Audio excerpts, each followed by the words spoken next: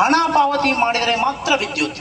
ಅಂದರೆ ಕರೆಂಟು ಕೂಡ ಅವರಾಗಲೇ ಆಗೋಗ್ಬಿಟ್ಟಿದೆ ಪ್ರೈವೇಟೈಸೇಷನ್. ನಿಮಗೆಲ್ಲ ಗೊತ್ತು, ಮನೆ ಮನೆಗೂ ಬಿಲ್ ಹಾಕಬೇಕು, ತೋಟಗಳಿಗೂ ಬಿಲ್ ಹಾಕಬೇಕು, ನಮ್ಮ ಸೋಕಾಲ್ಡ್ ಪವರ್ಗಳಿಗೆ ನಾವು ದುಡ್ಡನ್ನ ಎಕ್ಸ್ಟ್ರಾಕ್ಟ್ ಮಾಡಬೇಕು, ಆ ಕರೆಂಟ್ಗಳಿಗೆಲ್ಲ ಚಾರ್ಜ್ ಮಾಡಿ ಕೃಷಿಕರು ಕರೆಂಟ್ ಬಿಲ್ ಕಟ್ಟಬೇಕು ಅಂತ ಮಾತಾಡ್ತಾರೆ. ಯಾಕೆ ಮಾತಾಡ್ತಾರೆ ಹೇಳಿ? ಹಂಗಂದಾಗ ಏನಾಗುತ್ತೆ, ಕರೆಂಟ್ ಸ್ವಲ್ಪ ಕಮ್ಮಿ ಮಾಡೋಕ್ಕೆ ಯೂಸ್ ಮಾಡ್ತೀವಿ ಅಲ್ವಾ, ಮೋಟರ್ ಸ್ವಲ್ಪ ಕಮ್ಮಿ ಯೂಸ್ ಮಾಡ್ತೀವಿ, ಮನೇಲಿ ಸ್ವಲ್ಪ ಕಮ್ಮಿ ಯೂಸ್ ಮಾಡ್ತೀವಿ. ಹಂಗೆ ಕಮ್ಮಿ ಆದಾಗ ಸರ್ಪ್ಲಸ್ ಕ್ರಿಯೇಟ್ ಆಗುತ್ತಲ್ಲ, ಅದನ್ನು ಡಾಟಾ ಸೆಂಟರ್ ಕೂಲ್ ಅಪ್ ಮಾಡ್ತೀವಿ. That's it. ಸೊ ಹಾಗಾಗಿ ಜನಗಳಿಗೆ ಕಮ್ಮಿ ಮಾಡಿಸೋದು, ನೀರು ಕಮ್ಮಿ ಕುಡೀರಿ, ನೀರು ಕಮ್ಮಿ ಉಪಯೋಗಿಸಿ, ಕರೆಂಟ್ ಕಮ್ಮಿ ಉಪಯೋಗಿಸಿ, ಕ್ಯಾರದು ಕಮ್ಮಿ ಉಪಯೋಗಿಸಿ, ಇದನ್ನೆಲ್ಲ ಈ ಕಡೆ ವಾಲಿಸ್ತಾರೆ. ಸೊ ಡಾಟಾ ಸೆಂಟರ್ಸ್ ಬರೀ ಇಲ್ಲಲ್ಲ, ಇಡೀ ಪ್ರಪಂಚದಲ್ಲಿ ದೊಡ್ಡ ನರಕವನ್ನ ಸೃಷ್ಟಿ ಮಾಡ್ತಾ ಇದೆ. It's practically proven. ನಾನು ಆಮೇಲೆ ಹೇಳ್ತೀನಿ ಏನಂತ. ಇದು ಓಕೆನಾ? ಕರೆಂಟು, ನೀರು ಓಕೆನಾ? ಆಗಲೇ ಅವರಾಗಲೇ ಮಾತಾಡೋಕೆ ಶುರು ಮಾಡಿದರೆ, ಒಂದು ಪಿಚ್ ಮತ್ತು ಪ್ಲಾಟ್ಫಾರ್ಮ್ ಮಾನಸಿಕವಾಗಿ ಹಾಕ್ತಾ ಇದ್ದಾರೆ, ಕಮ್ಮಿ ಬದುಕಿ ನೀವೆಲ್ಲ ಅಂತ. ನೆಕ್ಸ್ಟ್ ಬೇರೆ ದೇಶದಲ್ಲೂ ಹೇಳ್ತೀನಿ, ಬೇರೆ ದೇಶಗಳಿವೆಲ್ಲ ಅವರು ಸ್ಟಾರ್ಟಿಂಗಲ್ಲಿ 40-5 ಮೆಗಾವಾಟ್ ಮಾತ್ರ ಮಾಡ್ತೀವಿ ಅಂದರು, ಕೊನೆಗೆ 1 ಗಿಗಾವಾಟ್ ಗಂಟಾಯಿತು. ಯಾವುದು? ಡಾಟಾ ಸೆಂಟರ್ಸ್ಗಳು. ಜನಗಳು ಒಂದು ಚಿಕ್ಕದು ತಾನೆ, ಯಾವುದೋ ಪೆಟ್ಟಿ ಅಂಗಡಿ ಇಕ್ಕಲ್ಲಿ ಬಿಡು ಸುಮ್ಮನಾದ್ರು, ಅಲ್ಲೂ ಕೂಡ ಆಮೇಲೆ ಆ ಪೆಟ್ಟಿ ಅಂಗಡಿ ಮಾಲ್ ಆದಂಗೆ ಆಗೋದು. ಆ ಪೆಟ್ಟಿ ಅಂಗಡಿ ಟೆಕ್ಸಸ್ನೇ ನುಂಗೋಕೆ ಶುರು ಮಾಡ್ತು, ಬೇರೆ ಬೇರೆ ಸಿಟಿಯ ನೀರನ್ನ ನುಂಗೋಕೆ ಶುರು ಮಾಡ್ತು, ಬೇರೆ ಬೇರೆ ಕರೆಂಟ್ಗಳನ್ನ ನುಂಗೋಕೆ ಶುರು ಮಾಡ್ತು. ಜನಗಳ ನೀರು, ಜನಗಳ ಕರೆಂಟನ್ನು ಡಾಟಾ ಸೆಂಟರ್ಸ್ ಶುರು ಮಾಡ್ಕೊಂಬಿಟ್ಟು ಕೇಳಕ್ಕೆ. ಅವಾಗ ಏನು ಮಾಡಿದ್ರು ಜನ? ಕಿತ್ತು ಹೋಗಿದ್ರು. ಏನ್ನ? ಡಾಟಾ ಸೆಂಟರ್ಸ್ನ. ಎಲ್ಲೆಲ್ಲಿ ಡಾಟಾ ಸೆಂಟರ್ಸ್ಗಳಿದಾವೋ ಅಮೆರಿಕಾದಲ್ಲಿ ಕಿತ್ತು ಹೋಗಿಕ್ಕೆ ಶುರು ಮಾಡ್ತಿದ್ದಾರೆ ಜನಗಳು. ನಿಮ್ದು ಮಾತ್ರ ಪ್ರೊಟೆಸ್ಟ್ ಅನ್ಕೋಬೇಡಿ, ಎಲ್ಲೆಲ್ಲಿ ಡಾಟಾ ಸೆಂಟರ್ಸ್ ಇದಾವೋ ಅವ್ರು ಬರೀ ಭೂಮಿಯ ಪ್ರಶ್ನೆ ಅಲ್ಲ, ಡಾಟಾ ಸೆಂಟರ್ಸ್ಗಳು ಇರಬಾರ್ದು.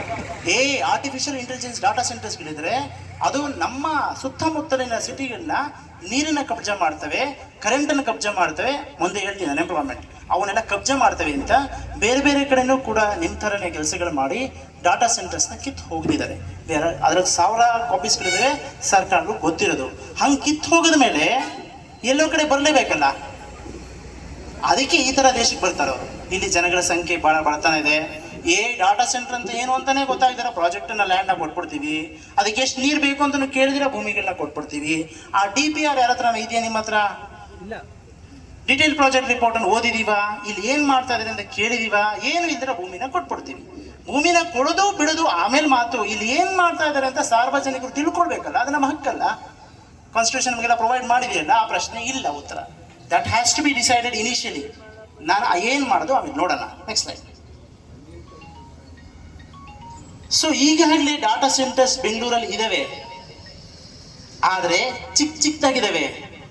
ಹೈಯೆಸ್ಟ್ ಇರೋದು ದೇವನಹಳ್ಳಿಯಲ್ಲಿ, ಅರ್ಥ ಆಯ್ತಾ? ಬಸವನಗುಡಿನೂ ಒಂದು ಡಾಟಾ ಸೆಂಟರ್ ಇದೆ ಚಿಕ್ಕದಾಗಿ. ಈಗಾಗಲೇ ಪುಟ್ಟ ಡಾಟಾ ಸೆಂಟರ್ಸ್ಗಳಿದ್ದಾವೆ, ಆದರೆ ಮೆಗಾ ಸ್ಕೇಲ್ ಡಾಟಾ ಸೆಂಟರ್ ನಿಮ್ಮಲ್ಲಿ ಶಂಕುಸ್ಥಾಪನೆ ಆಡಬೇಕು ಅಂತಿದ್ದಾರೆ ಅವರೆಲ್ಲ, ಅರ್ಥ ಆಯ್ತಾ? ಈಗಾಗಲೇ ಪುಟ್ಟ ಡಾಟಾ ಸೆಂಟರ್ಸ್ಗೆ ಲಕ್ಷಾಂತರ ನೀರುಗಳನ್ನ ಕೊಡ್ತಾ ಇದ್ದಾರೆ. ನಿಮ್ಗೆ ಅಲ್ಲಿ ಎಷ್ಟು ಕಾಣ್ತಾ ಇದೆ ನನಗೆ ಗೊತ್ತಿಲ್ಲ. ಲಕ್ಷಾಂತರ ಲೀಟರ್ಗಳು ಬಸವನಗುಡಿ ನೀರು ಕೊಡಬೇಕು, ದೇವನಹಳ್ಳಿ ನೀರು ಕೊಡಬೇಕು ಅಂತ ಹೇಳಿ ಡಾಟಾ ಸೆಂಟರ್ಸ್ಗೆ ಪ್ರೊವೈಡ್ ಮಾಡಲಿಕ್ಕೆ ಈಗಾಗಲೇ ಎಲ್ಲ ಡಾಕ್ಯುಮೆಂಟ್ಸ್, ಇವೆಲ್ಲ ಸರ್ಕಾರ ಡಾಕ್ಯುಮೆಂಟ್ಸ್ಗಳು ಈಗಾಗಲೇ MOU ಮಾಡ್ಕೊಂಡ್ಬಿಟ್ಟಿದೆ. BBMP ಜೊತೆಗೆ, ನೀರಾವರಿ ನಿಗಮದ ಜೊತೆಗೆ. ಅವ್ರಿಗೆ ಫಸ್ಟು ನೀರು ಕೊಡಬೇಕು, ಆಮೇಲೆ ಜನಗಳಿಗೆ ಹೇಳೋದು ಮಾತ್ರ ಬೆಂಗಳೂರು ಜನಕ್ಕೆ ನೀರು ಬೇಕಾಗಿದೆ, ಅದಕ್ಕೆ ತೊಗೊಂಡೋಗ್ತೀವಿ ಅಂತ ಹೇಳ್ತಾರೆ.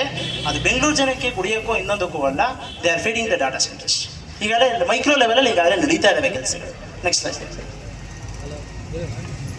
ಇವರು ನೋಡಿ 3 ಜನ, ನೀವು ಬೈಯಂಗಿದೆ ಹಾನೆಸ್ಟ್ಲಿ ಇವ್ರಿಗೆ ಬೈಕೊಳ್ಬೇಕಾರೆ.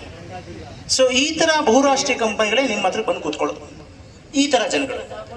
ಇವನ್ನೆಲ್ಲ ಬಹಳ ಜನ ಟೆಕ್ ಕಂಪನೀಸ್ಗಳೆಲ್ಲ ದೊರೆಗಳು ಅಂತ ಪೂಜೆ ಮಾಡೋ ಜನಗಳು ಇವರೆಲ್ಲ.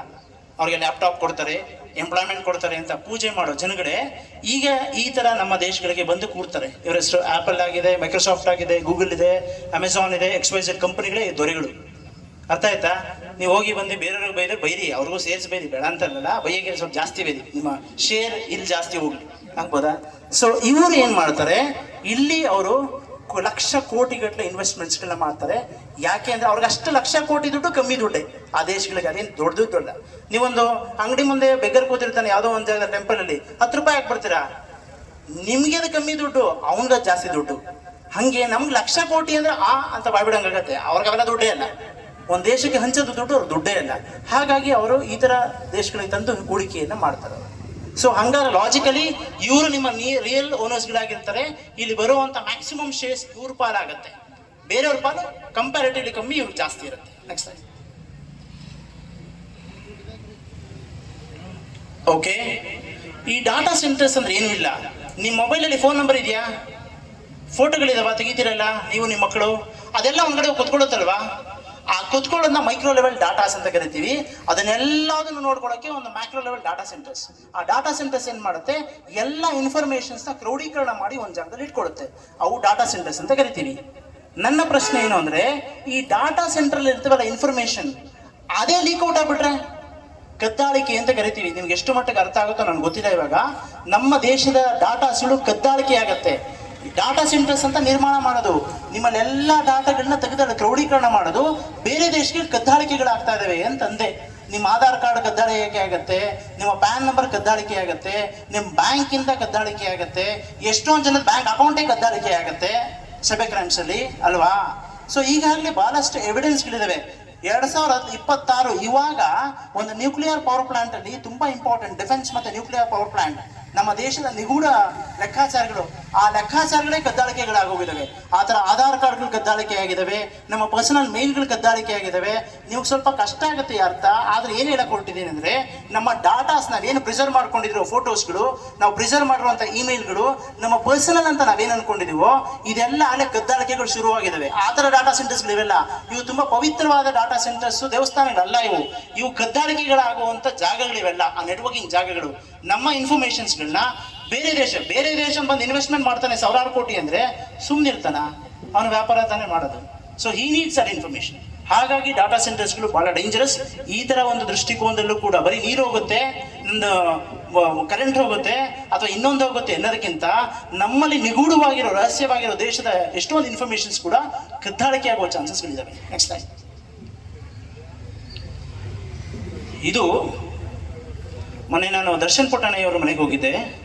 ನಾವೊಂದು ಆಶ್ರಮದಲ್ಲಿ ಸತ್ಯಾಗ್ರಹ ಕರೆ ಕೊಟ್ಟಿದ್ದೀವಿ, ಹೇಳ್ತೀನಿ ಅದೇನಂತ.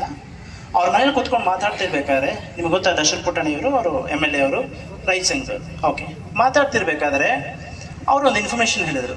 ಮಾತಾಡ್ತಿರ್ಬೇಕಾದ್ರೆ, ಈ ಡಾಟಾ ಸೆಂಟರ್ ಇಂಜಿನಿಯರಪ್ಪ ನಾನು ಅಮೇರಿಕನ್ ಡಾಟಾ ಸೆಂಟರ್ ಇಂಜಿನಿಯರೇ, ಇದ್ರ ಬಗ್ಗೆ ತುಂಬ ಇನ್ಫಾರ್ಮೇಷನ್ಸ್ಗಳು ನಾವು ಕೋಡಿಂಗ್ ಮಾಡಿದ್ದೀವಿ, ನನಗೂ ಅರ್ಥ ಆಗೋದು ನೀವೇನು ಹೇಳ್ತಾ ಇದ್ದೀರಿ. ಪ್ರಶ್ನೆ ನಂದು ಕೂಡ ಒಂದಿದೆ, ನಮ್ಮ ದೇಶಕ್ಕೆ ಡಾಟಾ ಸೆಂಟರ್ ಬೇಕಾ?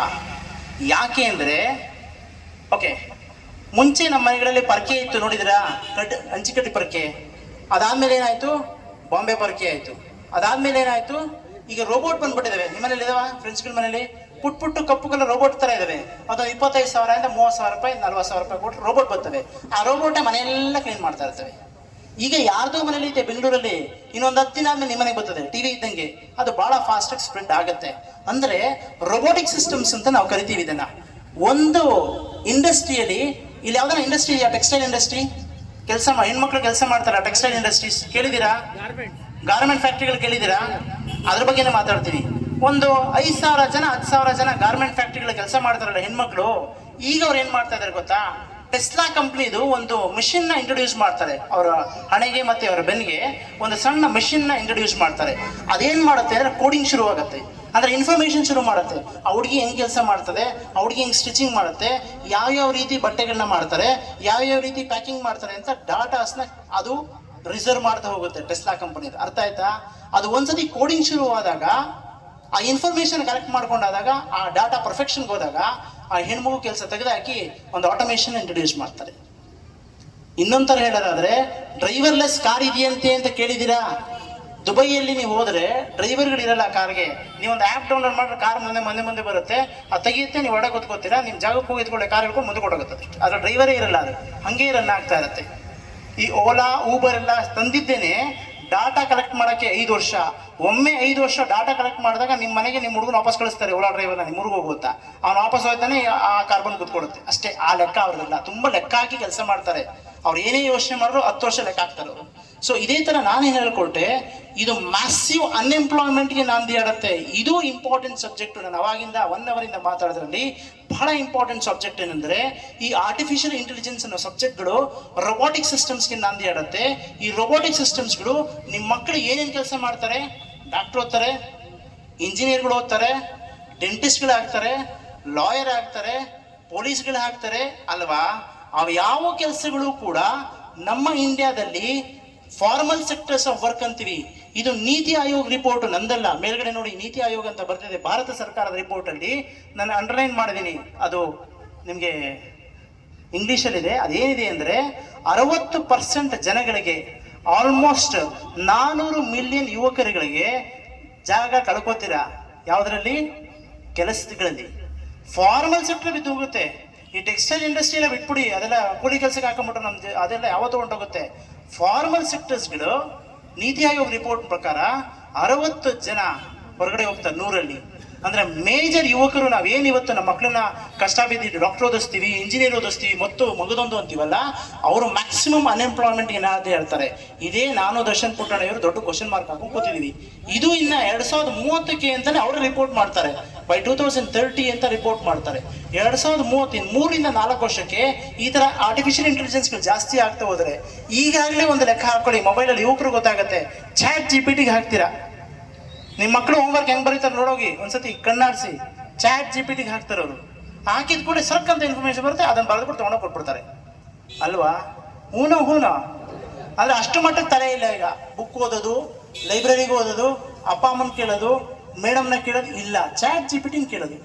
ನೀವು 90 ಭಾಗ ಕೆಲಸ ಅಲ್ಲೇ ಮಾಡೋದು. ಈಗ ನಾನೇನು ಮಾತಾಡ್ತೀನೋ ಇದನ್ನ ಅಲ್ಲೇ ನೀವು ಡಿಕೋಡ್ ಮಾಡ್ತಾರೆ, ನೀನು ಸರಿನೋ ಇಲ್ವೋ ಅಲ್ವಾ? ಪ್ರತಿನಿತ್ಯದ ಬದುಕಲ್ಲಿ ನಾವೇನು ಮಾಡ್ತೀವಿ, ನಮ್ಮ ಬ್ರೈನ್ನ ಕಮ್ಮಿ ಮಾಡ್ತಾ ಇದೀವಿ, ರೊಬೋಟಿಕ್ ಸಿಸ್ಟಮ್ಸ್ಗೆ ನಾವು ಎಂಟರ್ಟೈನ್ ಮಾಡ್ತಾ ಇದೀವಿ. ಸೊ ಹಂಗೆ ನೀವೇನಾದ್ರು ಆಯಿತು ಅಂದರೆ ರೋಬೋಗಳು ಬರ್ತವೆ ಇಂಡಸ್ಟ್ರೀಸ್ಗಳಲ್ಲಿ. ಫರ್ಗೆಟ್ ಅಬೌಟ್ ದಿಸ್, ಒಂದು ಎಜುಕೇಷನ್ ಸೆಕ್ಟರ್ ಅಲ್ಲ, ರೋಬೋಗಳು ಬರ್ತವೆ ಇಂಡಸ್ಟ್ರೀಸ್ಗಳಲ್ಲಿ. ಒಂದು ಲೆಕ್ಕದ ಪ್ರಕಾರ 160 ರೋಬೋಗಳಿದ್ರೆ 10,000 ಜನಗಳಿಗೆ ಅನ್ಎಂಪ್ಲಾಯ್ಮೆಂಟ್ ಆಗುತ್ತೆ. ಸೊ ಬಿಡದಿಯಲ್ಲಿ ಬರೀ ಪಾರ್ಕ್ ಆಗುತ್ತೆ, ಭೂಮಿ ಕಳ್ಕೊಳ್ಳುತ್ತೆ ಅಲ್ಲ, ನೀರು ಕಳ್ಕೊಳ್ಳುತ್ತೆ, ಕರೆಂಟ್ಗಳು ಕಳ್ಕೊಳ್ತವೆ, ಕೊಚ್ಚೆ ನೀರು ನಿರ್ಮಾಣ ಮಾಡ್ತದೆ. ಮಕ್ಕಳಿಗೆ, ನಮ್ಮದೇ ಆದ ಮಕ್ಕಳುಗಳಿಗೆ, ಸುತ್ತಮುತ್ತ ಮಕ್ಕಳುಗಳಿಗೆ, ದೇಶದ ಮಕ್ಕಳುಗಳಿಗೆ ನಿಮ್ದು ಇಂಪಾರ್ಟೆನ್ಸ್ ಹೆಂಗಿದೆ ಅಂದರೆ, ನಿಮ್ಮ ಒದೆ ನನ್ನ ಮಗಳಿಗೂ ಬೀಳುತ್ತೆ. ನಿಮಗೆ ಮಾತ್ರ ಬೀಳುತ್ತೆ ಅನ್ಕೋಬೇಡಿ, ನನ್ನ ಮಗಳಿಗೂ ಒಂದು 3 ವರ್ಷ ಆದ್ಮೇಲೆ ಬೀಳುತ್ತೆ, ನಿಮ್ಗೆ ಈಗಲೇ ಬೀಳುತ್ತೆ ಅಷ್ಟೇ. ಸೊ ಅದರ ಇಂಪ್ಯಾಕ್ಟ್ ಉತ್ತರ ಯಾರು ಕೊಡ್ತಾರೆ? ಫಾರ್ಮಲ್ ಸೆಕ್ಟರ್ಸ್ಗಳೇ ಬಿದೋಗುತ್ತೆ ಅಂತ ಕೇಂದ್ರ ಸರ್ಕಾರದ ರಿಪೋರ್ಟ್ಸ್ ಹೇಳಿದ್ರೆ ಗಾಬರಿ ಹುಟ್ಟಾಗುತ್ತಲ್ಲ. ಈಗಾಗಲೇ ಬಿದೋಗ್ತಾ ಇದಾವೆ. ಯಾರ ಟೆಕ್ ಇಂಡಸ್ಟ್ರೀಸ್ ಅಲ್ಲಿ ಇದ್ರೆ, ಅಂದ್ರೆ ನಾವ್ ಯಾವ್ದಾನ IT BT ವರ್ಕ್ ಮಾಡ್ತೀವಿ, ಅವರು ಇವರು ಮಾತಾಡ್ತಾರಲ್ಲ, ಅವ್ರಾಗಲೇ ಕೆಲಸಗಳನ್ನ ಪ್ರಮೋಷನ್ ಬಹಳ ದೂರದೋಯ್ತು, ಅವ್ರ ಸದ್ಯ ಉಳ್ಕೊಂಡ್ಬಿಟ್ರೆ ಸಾಕು ಅಂತ ಅವ್ರ ಕಾಯ್ತದೆ. ನಿಮ್ಮ ಮಕ್ಳನ್ನ ಕೇಳಿ ನೋಡಿ, IT BT ಇದ್ರೆ ಯಾವಾಗ ಮನೆಗೆ ಬರ್ತೀವಿ ಅಂತ ಅವ್ರಿಗೆ ಗೊತ್ತಿರಲ್ಲ. 4 ಸಂಜೆ 6 ಗಂಟೆಗೆ ಮೇಲೆ ಬರ್ತದೆ, ನೀನ್ ನಾಳೆ ಬೆಳಿಗ್ಗೆ ಬರಬೇಡ ಅಂದ್ರೆ ಅವ್ರು ಹೋಗಂಗಿಲ್ಲ, ಅಷ್ಟೇ ಅವ್ರ ಕತೆ. ಸೊ ಆ ಥರ ತುಂಬ ಫ್ರೆಜೈಲ್ ಎನ್ವಿರಾನ್ಮೆಂಟ್ ಅಲ್ಲಿ ಬದುಕ್ತೀವಿ. ಒಮ್ಮೆ ಈ ಆರ್ಟಿಫಿಷಿಯಲ್ ಇಂಟೆಲಿಜೆನ್ಸ್ ನೆಟ್ವರ್ಕಿಂಗ್ ಪರ್ಫೆಕ್ಷನ್ ಹೋಯ್ತು ಅಂದರೆ ನಿಮ್ಮ ಮಕ್ಕಳು, ನಮ್ಮ ಮಕ್ಕಳಿಗೆ ಖಂಡಿತವಾಗ್ಲೂ ಕೆಲಸ ಇರೋದಿಲ್ಲ ಅಂತ ನಾನು ಹೇಳ್ತಾ ಇಲ್ಲ, ನೀತಿ ಆಯೋಗ ರಿಪೋರ್ಟ್ಸ್ ಹೇಳ್ತಾ ಇದ್ದಾರೆ. ನೆಕ್ಸ್ಟ್ ಆಯ್ತು, ಈಗಾಗಲೇ ಇದು ಬೇರೆ ಬೇರೆ ವಿಚಾರ. 44,500 ಜನ ತುಂಬ ಪ್ರಬಲವಾಗಿರೋ ಮ್ಯಾನೇಜರ್ಸ್ಗಳು, ಸೂಪರ್ ಮ್ಯಾನೇಜರ್ಸ್ಗಳು ಗೂಗಲ್ ಕಂಪನಿಯ CEO ಮೇಲ್ಗಡೆ ಕೂಡ ಅವರೆಲ್ಲ FIRಗಳು ಪಾಸ್ ಮಾಡ್ತಾ ಇದ್ದಾರೆ. ನಮ್ಮನ್ನು ಯಾವುದೇ ಕಾರಣಕ್ಕೂ ತೆಗಿತಾರೆ ಇವರು, ನಮಗೆ ಲಾ ಸೂಟ್ಸ್ಗಳು ಅಂದರೆ ಕೋರ್ಟಲ್ಲಿ ನಾವೆಲ್ಲ ಹೋಗಿ ಫೈಟ್ ಮಾಡಬೇಕು ಅಂತ ಜನಗಳು ಲೆಕ್ಕ ಆಗ್ತಾ ಇದ್ದಾರೆ. ಇನ್ನೊಂದು, ನಾನು ಅವಾಗ ಟೆಸ್ಲಾ ಕಂಪನಿ ಏನು ಮಾಡ್ತಾ ಇದ್ದಾರೆ, ಅಕ್ರಾಸ್ ದ ಗ್ಲೋಬ್ ಅಂದರೆ ಎಲ್ಲ ಫ್ಯಾಕ್ಟ್ರಿಗಳಲ್ಲೂ ಕೂಡ ನಾನು ಹೇಳಿದ್ನಲ್ಲ, ಕ್ಯಾಮ್ರಾಸ್ಗಳು ಫಿಟ್ ಮಾಡೋದು, ಡಾಟಾಗಳನ್ನ ಕದಿಯೋದು ಮಾಡಿ, ಆ ಪ್ರಾಸೆಸ್ನ ಡೆವಲಪ್ ಮಾಡಿ ಆಟೋಮೇಷನ್ ತಂದು ಮಕ್ಕಳುಗಳ ಅನ್ಎಂಪ್ಲಾಯ್ಮೆಂಟ್ ಅಂದರೆ ಹೆಣ್ಮಕ್ಳನ್ನ ಟೆಕ್ಸ್ಟೈಲಿಂದ ಹೊರಗಡೆ ಹಾಕೋದು, ಫ್ಯಾಕ್ಟ್ರಿಯಿಂದ ಹೊರಗಡೆ ಹಾಕೋದು, ಈ ಪ್ರಾಸೆಸ್ನ ರೋಬೋಗಳು ಕಲಿಸ್ತಾರೆ, ಪ್ರಾಸೆಸ್ನ ಇಂಟೆಲಿಜೆನ್ಸ್ ಮಾಡ್ತಾರೆ, ಜನಗಳನ್ನ ಹೋಗಿತಾರೆ ಈ ಕಡೆಗೆ. ಅರ್ಥ ಆಯ್ತಲ್ಲ? ಇಲ್ಲಿ ಪ್ರಶ್ನೆ ಏನಂದ್ರೆ, ಮೆಷಿನ್ ರೀಪ್ರೊಡ್ಯೂಸಸ್ ಮೆಷಿನ್ ಅಂತ ನಿಮಗೆ ಸ್ವಲ್ಪ ಕಷ್ಟ, ಇದು ತುಂಬ ಹೈಯರ್ ಲೆವೆಲ್ ಆಫ್ ಅಡ್ವೊಕೇಸಿ. ಹಿಂಗೆ ಆಯಿತು ಅಂದರೆ ಒಳ್ಳೊಳ್ಳೆ ಮಿಷಿನ್ಗಳು ತರೋದ್ರ ಬಗ್ಗೆ ಯೋಚನೆ ಮಾಡ್ತಾರೆ ಕಂಪನಿಗಳು. ಜನಗಳಿಗೆ ಎಂಪ್ಲಾಯ್ಮೆಂಟ್ ಕೊಡಬೇಕು ಅಂತಲ್ಲ. ಒಂದು ಟೆಕ್ಸ್ಟೈಲ್ ಇಂಡಸ್ಟ್ರಿ ಓಪನ್ ಮಾಡಿದ್ರೆ 1000 ಜನಕ್ಕೆ ಎಂಪ್ಲಾಯ್ಮೆಂಟ್ ಕೊಡಬೇಕಲ್ಲಪ್ಪ, ಸಂಬಳ ಹೆಂಗೆ ಅಂತ ಯೋಚನೆ ಮಾಡಲ್ಲ, ಎಷ್ಟು ರೋಬೋ ತಂದ್ಬಿಡ್ಲಿ ಅಂತ ಯೋಚನೆ ಮಾಡ್ತಾನೆ ನಾನು. ಇನ್ಮೇಲೆ ಟೆಕ್ಸ್ಟೈಲ್ ಇಂಡಸ್ಟ್ರಿ ಅಂದ್ರೆ ಎಷ್ಟು ರೋಬೋ ತರಲಿ, ಆ ರೋಬೋ ಏನಾಗುತ್ತೆ, ಇನ್ನೂ ಚೆನ್ನಾಗಿರೋ ರೋಬೋ 100 ಜನ ಸಾಯಿಸುತ್ತೆ, ನಾಳೆ 500 ಜನನ್ನ, ನಾಳೆ 1000 ಜನಗಳನ್ನ. ಹಂಗೆ ರೋಬೋ ಕ್ರಿಯೇಟ್ಸ್ ರೋಬೋ. ಅಂದ್ರೆ ಬಹುರಾಷ್ಟ್ರೀಯ ಕಂಪನಿಗಳ ಲೆಕ್ಕದಲ್ಲಿ ಏನಾಗುತ್ತೆ, ಮನುಷ್ಯನನ್ನ ಪಕ್ಕಕ್ಕಿಡ್ತಾರೆ, ರೋಬೋಗಳನ್ನ ಜಾಸ್ತಿ ಮಾಡ್ತಾ ಹೋಗ್ತಾರೆ. ಇದು ಅದರ ಲೆಕ್ಕ. Next class. ಇವರು ಒಬ್ಬರೇ ಇಬ್ಬರಲ್ಲ, India data centres industries expanding beyond. ಅಂದ್ರೆ ಇದು ಮುಂಬೈಯಲ್ಲಿ, ಚೆನ್ನೈಲಿ, ಹೈದರಾಬಾದಲ್ಲಿ ಪ್ರತಿಯೊಂದು ಕಡೆ ಮರಿ ಆಗ್ತಾ ಇದಾವೆ. ಒಂದು ಕಡೆ 2 ಕಡೆ ಇಲ್ಲ, ಅದ್ರ ಮ್ಯಾಸಿವ್ ನಿಮ್ದಾಗತ್ತೆ, ಬಟ್ ಎಲ್ಲ ಕಡೆ ಮರಿ ಇಡ್ತೀನಿ. ನಾನು ಫಾಸ್ಟ್ ಮುಗಿಸ್ತೀನಿ. ಇಲ್ಲಿ ದೊಡ್ಡ ಪ್ರಾಬ್ಲಮ್ ನನಗೆ ಏನಂದ್ರೆ ಅನ್ಎಂಪ್ಲಾಯ್ಮೆಂಟ್ ಇಶ್ಯೂ. ಅಂದ್ರೆ ನಮ್ಮ ಮಕ್ಕಳುಗಳಿಗೆ, ನಮ್ಮ ಮೊಮ್ಮಕ್ಕಳುಗಳಿಗೆ ಖಂಡಿತವಾಗ್ಲೂ ಎಂಪ್ಲಾಯ್ಮೆಂಟ್ ಸಿಗೋದಿಲ್ಲ. ಈ ಪ್ರಶ್ನೆನ ನಾವು ರೈಸ್ ಮಾಡಬೇಕಾಗುತ್ತೆ. ನೆಕ್ಸ್ಟ್ ಆಯ್ತು. ಸೊ ನನ್ನ ಪ್ರಶ್ನೆ ಇನ್ನೊಂದಿದೆ. ಅನ್ಎಂಪ್ಲಾಯ್ಮೆಂಟ್ ಆಗ್ಬಿಡೋದು ದೊಡ್ಡದಲ್ಲ. ಅನ್ಎಂಪ್ಲಾಯ್ಮೆಂಟ್ ಅಂದ್ರೆ ನಮ್ಮಲ್ಲಿ ಕೆಲಸ ಮಾಡ್ತಾ ಇದ್ರು ಮಕ್ಕಳು ಕೆಲಸ ಕಳ್ಕೊಂಡ್ಬಿಟ್ರು. ಒಂದು ಪ್ರಶ್ನೆ ಇದೆ, ಹಸಿದ ಹೊಟ್ಟೆಗಳಿಗೆ ಕೆಲಸ ಇಲ್ಲ, ಏನು ಮಾಡ್ತಾರೆ ಅಂತ. ನನ್ನ ಪ್ರಶ್ನೆ ಅರ್ಥ ಆಗ್ಲಿಲ್ವಾ? ಹಸಿದ ಹೊಟ್ಟೆಗಳು ಇಷ್ಟೋ ತನಕ ಊಟ ಮಾಡ್ಬಿಟ್ಟಿದ್ದಾರೆ, ಕಾರಲ್ಲಿ ಓಡಾಡ್ಬಿಟ್ಟಿದ್ದಾರೆ, ಒಳ್ಳೊಳ್ಳೆ ಜಾಗ ಪಬ್ಬು ಓಡಾಡ್ಬಿಟ್ಟಿದ್ದಾರೆ, ಅವ್ರಿಗೂ ದುಶ್ಚಟಗಳು ಒಳ್ಳೆ ಚಟಗಳು ಕಲ್ತ್ಬಿಟ್ಟಿದ್ದಾರೆ. ನಾಳೆಯಿಂದ ನಿಮ್ಗೆ ಎಂಪ್ಲಾಯ್ಮೆಂಟ್ ಇಲ್ಲ ಅಂತಂದಾಗ ಅವರು ಇವಿಲ್ ಸೊಸೈಟಿ ಅಂತ ಹೇಳ್ತೀನಿ. ಏನಂದ್ರೆ ಅವರೆಲ್ಲ ಕೆಟ್ಟ ಗುಣಗಳನ್ನ ಜಾಸ್ತಿ ಪಡಿತಾರೆ. ಅಂದ್ರೆ ಸೈಬರ್ ಕ್ರೈಮ್ ಮಾಡೋದು, ನಿಮ್ಮ ಅಕೌಂಟಲ್ಲಿ ಹ್ಯಾಕ್ ಮಾಡೋದು, ನಿಮ್ಗೆ ಗೊತ್ತಿದ್ದಂಗೆ ಇನ್ನೊಬ್ರು ದುಡ್ಡನ್ನು ಹ್ಯಾಕ್ ಮಾಡೋದು, ಇನ್ನೊಬ್ರ ಅಂದ್ರೆ ಕಳ್ಳತನ ದಾರಿಗಳು, ದುಶ್ಚಟಗಳು ಕರೀತಾರೆ. ಇದೇ ಇತಿಹಾಸದಲ್ಲಿ ನಡೆದಿರುವಂಥದ್ದು. ಅಂದ್ರೆ ಅನ್ಎಂಪ್ಲಾಯ್ಮೆಂಟ್ ಎಲ್ಲಿ ಜಾಸ್ತಿ ಆಗುತ್ತೋ ಅಲ್ಲಿ ಏನ್ ಎಂದಾಗತ್ತೆ ಅಂದ್ರೆ ಇವಿಲ್ ಸೊಸೈಟಿ ಹುಟ್ಟುತ್ತೆ. ನಂದು ಒಳ್ಳೆ ಪ್ರಶ್ನೆ ಇದೆ, ನಿಮ್ಮ ಮಗ ಆ ಕೆಲಸ ಮಾಡ್ತು ಅಂದ್ರೆ ಪೊಲೀಸ್ ಡಿಪಾರ್ಟ್ಮೆಂಟ್ ಅವರು ಅವನ್ನ ಕ್ರಿಮಿನಲ್ ಅಂತ ಕರೀತಾರೆ, ನೀವು ನಿಮ್ಮ ಯಜಮಾನ್ ಏನಂತ ಕರೀತೀರಾ? ನನ್ಗೆ ಒಳ್ಳೆ ಮಗಳು ಹುಡ್ಲಿಲ್ಲ, ನನ್ನ ಒಳ್ಳೆ ಮಗ ಹುಟ್ಲಿಲ್ಲ ಅಂತ ನೀವು ಅಂತೀರಾ. ಆದ್ರೆ ಆ ಮಗಂದು ಪ್ರಶ್ನೆ ಏನಂದ್ರೆ, ಈ ಸಿಸ್ಟಮ್ ತಾನೇ ನನಗೆ ಮಾಡಿಸಿದ್ದು ಅಂತ ಅವನು ಅನ್ಕೋತಾ ಇರ್ತಾನೆ ಕೂತ್ಕೊಂಡು. ನಾನು ಚೆನ್ನಾಗೇ ಇದ್ದೆ, ಒಳ್ಳೆ ಸಂಪಾದನೆ ಮಾಡ್ತಾ ಇದ್ದೆ, ನನ್ನನ್ನು ಕರ್ಕೊಂಡ್ಬಂದ್ಬಿಟ್ಟು ಏನು ಎಂಪ್ಲಾಯ್ಮೆಂಟ್ ಇದ್ದಂಗೆ ಮಾಡಿದ್ರು, ನನ್ನ ಹೆಂಡತಿ ಮಗಳು ಊಟ ಹೆಂಗೆ ಹಾಕೋದು, ನಾನೇನೋ ಏನೋ ಮಾಡಲೇಬೇಕಾಗಿತ್ತು, ನಾನು ಸರಿಯೋ ತಪ್ಪು ನಾನು ಮಾಡಿದೆ, ಆದರೆ ಅದಕ್ಕೆಲ್ಲ ಕಾರಣ ಯಾರೋ ಅವನೊಬ್ಬನೇ ಆಗಿರ್ತಾನ ಅನ್ನೋದು ನನ್ನ ಪ್ರಶ್ನೆ. ಅವನನ್ನ ಸಿಸ್ಟಮ್ ದೂಡಿದೆ, ಸಿಸ್ಟಮ್ ದೂಡಾದ್ಮೇಲೆ ಅವನ ಕ್ರಿಮಿನಲ್ ಅಂತ ಹೇಳಿ ಪಟ್ಟಗಳು ಕಟ್ಟ ಶುರು ಮಾಡ್ತೀವಿ. ಇದು ಪ್ರಾಬ್ಲಮ್ ಕ್ರಿಯೇಟ್ ಆಗುತ್ತೆ. ಇದು ಒಬ್ರಿಗೆ ಇಬ್ಬರಿಗೆ ಅಲ್ಲ, ಮ್ಯಾಸಿವ್ ಅನ್ಎಂಪ್ಲಾಯ್ಮೆಂಟ್ ಆಗುತ್ತೆ. Massive unemployment. ನಂಗೆ ಮಳೆ ಬರ್ತಾ ಇದ್ದಾವೆ, ಸಾರಿ, ನಾನು ಮುಗಿಸ್ತೇನೆ 2 ನಿಮಿಷ. ನೆಕ್ಸ್ಟ್ ಸೊ ಇಲ್ಲಿ ಮುಂದೆ ಏನ್ ಮಾಡಬೇಕು ಅನ್ನೋ ಒಂದು ಪ್ರಶ್ನೆಗಳಿದೆ. ಓಕೆ, ನಿಮ್ ಗಾಬರಿ ಮಳೆ ನಿಲ್ಲಿಸ್ಬಿಡ್ತೀರಾ ಸದ್ಯ?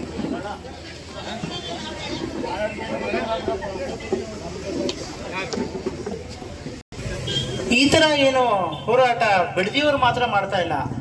ಬಿಡದಿಯವರು ನೀವೇನ್ ಮಾಡ್ತೀರಾ, ಭೂಮಿ ಉಳಿಸ್ಕೊಳ್ಳೋ ಹೋರಾಟ ಮಾಡ್ತಾ ಇದ್ದೀರಾ, ರೈಟ್? ಆರ್ಟಿಫಿಷಿಯಲ್ ಇಂಟೆಲಿಜೆನ್ಸ್ ಬೇಡ ಅನ್ನೋ ಹೋರಾಟ ಏನಲ್ಲ, ಯಾಕೆಂದ್ರೆ ಅದು ಗೊತ್ತೇ ಇಲ್ಲ, ಅರಿವಿಲ್ಲ, ಆಸ್ ಸಿಂಪಲ್ ಆಸ್ ದಟ್. ಆದರೆ ನಿಮ್ಗಿಂತ ಒಂದು ಸ್ಥಾನ ಮೇಲಕ್ಕೆ ಹೋಗ್ಬಿಟ್ಟಿದ್ದಾರೆ. ವೈಜಾಗ್ ಅವರು, ಮಹಾರಾಷ್ಟ್ರದವರು ಭೂಮಿಯ ಹೋರಾಟಕ್ಕಿಂತ ಡಾಟಾ ಸೆಂಟರ್ಸೇ ಬೇಡ ಅಂತ ಕೇಳ್ತಾ ಇದ್ದಾರೆ.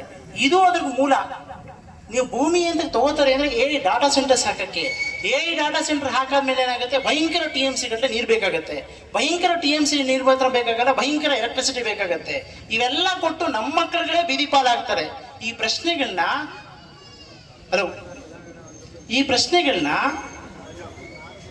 ಬರೀ ಜನಗಳು ಭೂಮಿಯ ಹೋರಾಟ ಕನ್ವರ್ಟ್ ಮಾಡ್ಕೊಂಡಿಲ್ಲ, ಅವ್ರು ಬೇಕಾದಷ್ಟು ಪ್ರಶ್ನೆಗಳು ಕೇಳ್ತಾ ಇದ್ದಾರೆ. ವೈಜಾಗ್ ಅಲ್ಲಿ ಆಗಿರ್ಬೋದು, ಮಹಾರಾಷ್ಟ್ರ ಆಗಿರ್ಬೋದು, ಪುಣೆದಲ್ಲಿ ಆಗಿರ್ಬೋದು. ಪುಣೆದಲ್ಲಿ ಈಗಾಗಲೇ ಒಂದು ಸೆಂಟರ್ಸ್ನ ಎವ್ಯಾಕ್ಯುಯೇಟ್ ಮಾಡಿಸ್ತಾ ಇದ್ದಾರೆ ಅವರಾಗಲೇ. ಯಾಕಂದ್ರೆ ಬೇರೆ ದೇಶದ ನಿದರ್ಶನಗಳು ಕಾಯ್ತಾ ಇದ್ದಾರೆ.